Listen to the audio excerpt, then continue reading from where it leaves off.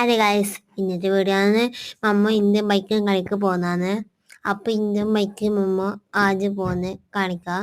ഞാൻ കളിക്ക് പോന്ന് നോക്കും.